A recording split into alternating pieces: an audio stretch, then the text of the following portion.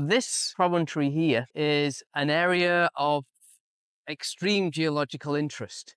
Many ships that were sailing around this area would mistake it for Cape Race and inadvertently turn prematurely, thinking that they were heading out into the Atlantic Ocean, only to be shipwrecked around here. Apparently there's around 500 shipwrecks. And because of that, this point here is called Mistaken Point. But geologically, there's something fantastic over there.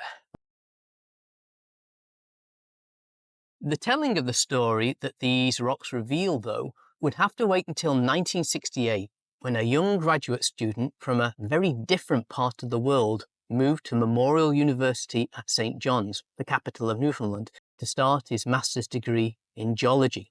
Shiva Balak Misra was born in a small village near Lucknow in India. As a boy, he had to walk 24 kilometers to go to school each day, but after winning a scholarship to study in Canada, he arrived in a very different world to his native India. Little did he know that he would ultimately also discover an entirely lost world too. This is the surface that Shiva Balak Misra was looking at from above. Apparently they came down here to eat lunch and discovered this remarkable section. Now you can see it looks wavy. This is probably because the surface has been altered by a turbidite deposit. That's kind of an under-ocean avalanche of sediment. What is remarkable about it is that it is covered by numerous fossils that date to around 555 million years ago during the Precambrian, a time when most scientists believed all life on Earth was microbial.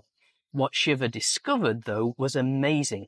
An ancient ocean floor covered with large, yet bizarre creatures, and in particular, a fossil called Fractofusus. These creatures were living in complete darkness, so they were below what we call the photic zone, so light was not penetrating.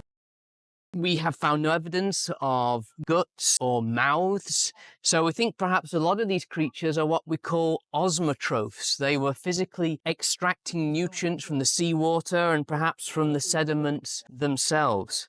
Now, these creatures are preserved where they were living. So this is what we call a biosynesis. It's why this place is often referred to as the Newfoundland Pompeii. We can see Fractofusus, and this is the ash deposit that buried them. So these creatures were living close to a volcanic source. There was a volcanic eruption that covered, buried, but preserved this most remarkable of geological sections here at Mistaken Point in Newfoundland. Let's take a closer look at Fractofusus.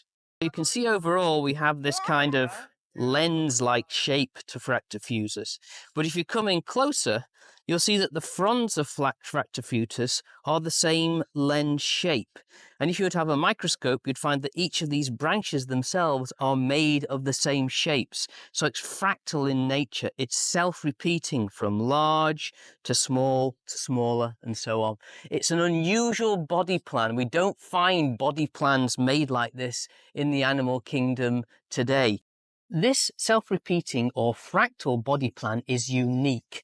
It's a relatively simple way of getting big millions of years before we see the emergence of more familiar creatures like trilobites, a snapshot in life history here at the Newfoundland Pompeii.